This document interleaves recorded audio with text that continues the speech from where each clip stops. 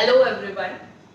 जो आज का हमारा प्रैक्टिकल है, it is inorganic preparation and in that category we will be preparing ferrous ammonium sulphate salt. Now ferrous ammonium sulphate salt is also known as Mohr salt, जो आपने बहुत ज्यादा सुना होगा बिकॉज इसके ऊपर 2-3 प्रैक्टिकल्स हैं।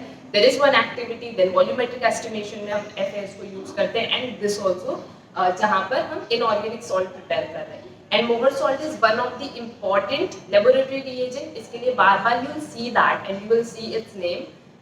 फेरस अमोनियम सल्फेट सॉल्ट जो है, इसको प्रिपेयर करने के लिए हमें इक्विमोलार मिक्सचर चाहिए फेरस सल्फेट का एंड अमोनियम सल्फेट का, and you dissolve that in water and after that you add a little bit amount of dilute sulfuric acid which is 2 to 3 ml of dilute sulfuric acid, and उसके बाद में वो सारा जो solution prepare होता है you crystallize that and finally you get the crystals of molar salt which is monoclinic in nature and it is green in color because Fe in +2 form is green in color. Now rest of the things we'll see in the practical, so we will perform the practical now. Okay, so we start the practical by weighing both the salts. So first वाला salt है ferrous sulfate, उसको आपको 3.5 ग्राम weigh करना है. So keep your watch glass, set that to 0. उसके बाद में you'll add your salt.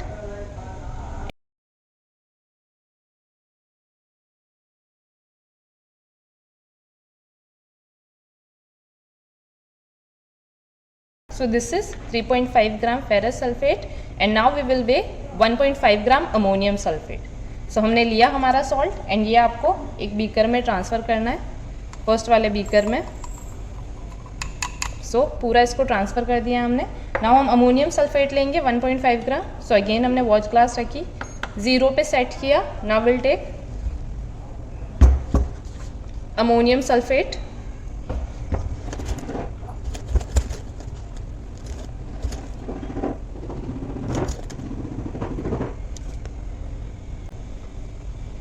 Okay, so आपने जो 1.5 ग्राम वे किया है अमोनियम सल्फेट, उसको भी आपको दूसरे बीकर में ट्रांसफ़र करना है.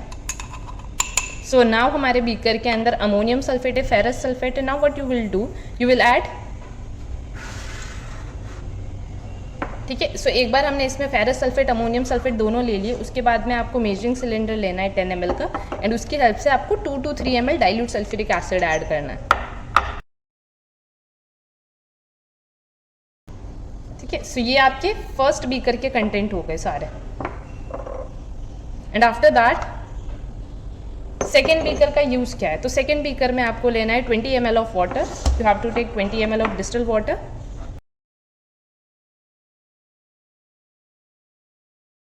सो हमारे दोनों बीकर के कंटेंट्स रेडी हो चुके. फर्स्ट बीकर में हमने लिया है ferrous sulphate, ammonium sulphate, dilute sulphuric acid add किया to prevent the hydrolysis of ferrous sulphate, and दूसरे बीकर में लिया है 20 ml of water. Now will proceed further.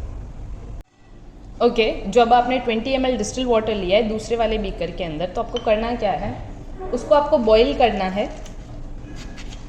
And boiling and warming में डिफरेंस होता है. बॉईल का मतलब है जब तक वो पानी उबलने ना लग जाए तब तक आपको उसको रखना है बर्नर पर. So will keep the wire gauze on this tripod stand and अब हमें इस वाटर को बॉईल करना है. Okay, so as we can see कि अब ये हमारा वाटर डिस्टिल वाटर बॉईल होने लगा है. तो अब आपको with the help of pair of tongs इसको उतार के फर्स्ट वाला जो बीकर है उसके अंदर ऐड करना है. But before that I am telling you one very important thing. जब भी आप पेयर ऑफ टोंग्स को पकड़ते हो तो आपको पता है यहाँ से हम पोर करेंगे सोल्यूशन को, और बैक साइड से जब हम पकड़ के एकदम बैक साइड से पकड़ के इसको पोर करते हैं तो सारी जो हीट है, जब आप ऐसे करोगे इसको, जब आप ऐसे पोर करोगे तो सारी हीट आपके थंब पे आएगी और फिर यहाँ पे थंब पे एक बलून बनेगा आपकी ही स्किन का. ठीक है. सो टू अवॉइड दैट आपको हमेशा इसको पेयर ऑफ टोंग्स को यहाँ से पकड़ना है. हमेशा पेयर ऑफ टोंग्स को यहाँ से पकड़ना है और फिर पोर करना है ताकि सारी हीट ऊपर जाए और वो आपके हाथ पे ना आए. ये बहुत इंपॉर्टेंट चीज़ है. Nobody will teach you this thing. तो आपको ध्यान रखना है कि कभी भी बैक साइड से पेयर ऑफ टोंग्स को नहीं पकड़ना है क्योंकि हीट आपके हाथ पे आएगी. सब ये बॉईल हो चुका है. हमें क्या करना है, अभी हमें हमारे फर्स्ट वाले बीकर के अंदर इसको ऐड करना है सारे.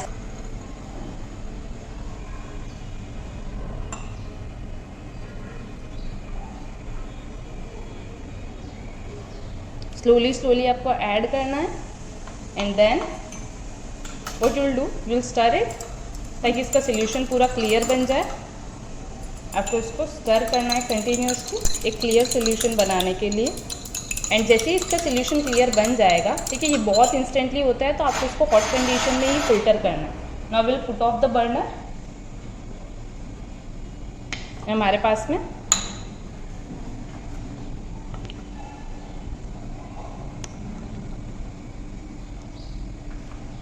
ठीक है, now we have this setup यहाँ पर, ठीक है, this is quite easy setup. तो हम स्टैंड के साथ भी कनेक्ट कर सकते हैं, बट ये और इजी है तो आप इसको भी फॉलो कर सकते हो। तो आपको यहाँ पे फनल रखना है। Take your filter paper, fold it, ठीक है, ताकि इसका कोन बने। देन इसको मॉइस्ट करना है आपको पहले, ताकि ये अच्छे से इसका फिल्ट्रेशन हो पाए।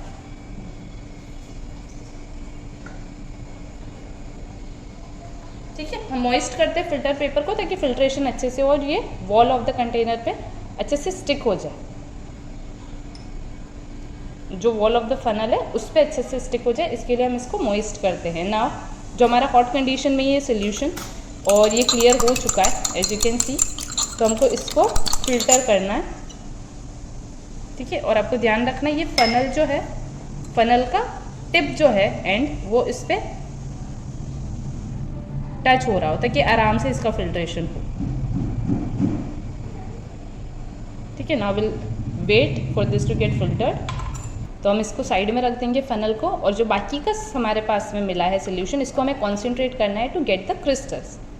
तो उसके लिए one more time what we will do, we will put on the burner and फिर हमको इसको कॉन्सेंट्रेट करना है इस सोल्यूशन को, इसकी जब तक इसकी वॉल्यूम हाफ नहीं हो जाती। ठीक है, इसको बहुत ज़्यादा कॉन्सेंट्रेट नहीं करना है, क्योंकि अगर बहुत ज़्यादा कॉन्सेंट्रेट करोगे तो फिर आपको सिर्फ सॉलिड मास मिलेगा, ना कि crystals. And we need crystals here, we don't need just solid. And then आपको इसको तब तक बॉईल करना है जब तक इसकी वॉल्यूम हाफ ना हो जाए, रिड्यूस होके हाफ होनी चाहिए उसकी वॉल्यूम। आपको बहुत ज़्यादा भी इसको नहीं रखना है बर्नर पे, ताकि आपको कोई क्रिस्टल्स मिले ही ना और सिर्फ सॉलिड मास मिले। So be careful of that. And बीच बीच में स्टरिंग करना है आपको ताकि नीचे कोई क्रस्ट जमा ना हो।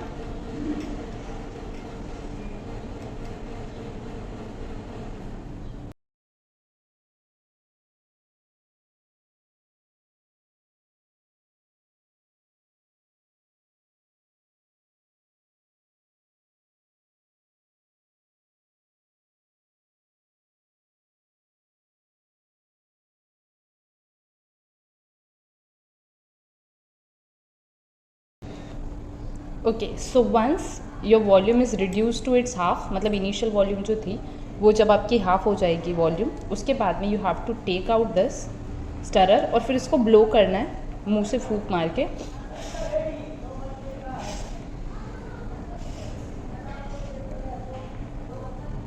जब आप ऐसे करोगे तो यहाँ पे आपको कलेक्टेड सॉलिड दिखेगा, इसका मतलब ये है कि इसका पॉइंट ऑफ क्रिस्टलाइजेशन आ चुका है। So now you can take this out from the burner and now we will keep it for the crystallization. For that आप डायरेक्टली भी रख सकते हो इसको, और else what you can do is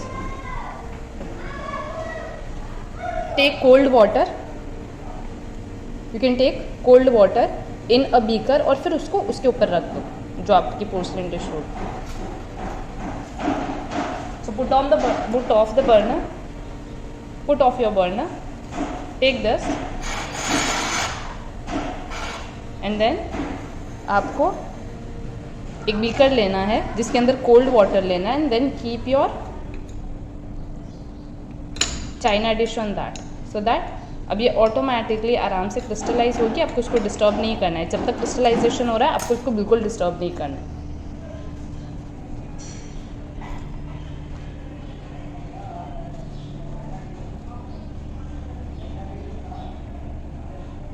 ना इसके ऑटोमेटिकली क्रिस्टल्स फॉर्म होना स्टार्ट होंगे, so you have to wait. Crystals आने के लिए टाइम लगता है, स्लोली स्लोली आते हैं, and after that will do rest of the part. Okay, so finally we have got our crystals and see, अगर आप डिस्टर्ब नहीं करोगे इसको तो बहुत अच्छे बहुत प्यारे क्रिस्टल्स आएंगे आपको, और फिर ये क्रिस्टल्स को आपको आगे कंटिन्यू करना है। You can also see the shape of the crystals, but इसके ऊपर थोड़ा सा वाटर एक्स्ट्रा है तो इसको हमको सेपरेट करना है, इसको आपको थ्रो कर देना है सिंक में, एंड बाद में जो क्रिस्टल्स है आपके उनको आपको लेना है एक, और फिर आपकी जो क्रिस्टल्स है ये सारे ये आपको ट्रांसफ़र करने हैं ड्राई फिल्टर पेपर पे। So we have got really beautiful crystals. as you can see. I'm transferring these crystals to filter paper. If you want, you can give the washing of alcohol also.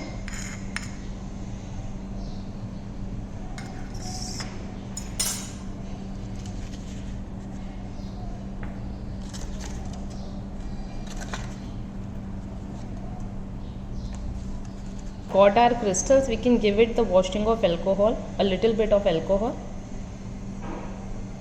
Then you can throw rest of the part. Now you can transfer your crystals on a dry filter paper. तो filter paper पे I can directly take. अगर नहीं आ रहे तो you can take the help of spatula. But I've got really good crystals, so automatically I'm getting these crystals.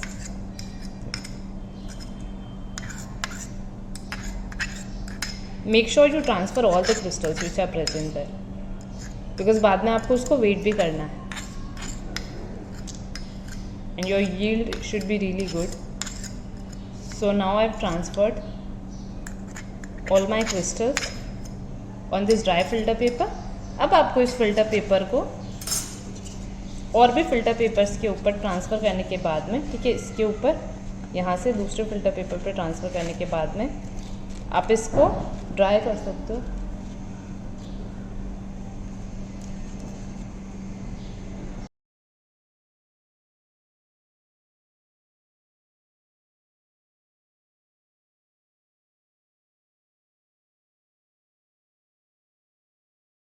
And once your crystals get dried, like now I have my dried crystals with me, so later on you can weigh the crystals.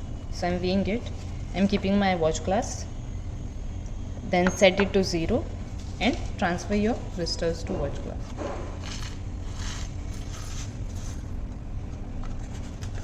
So this is my yield 3.04. You can get any kind of yield depending upon how you perform the entire practical. So this is the final part of this practical, and with this your formation of or the preparation of ferrous ammonium sulfate crystal is done.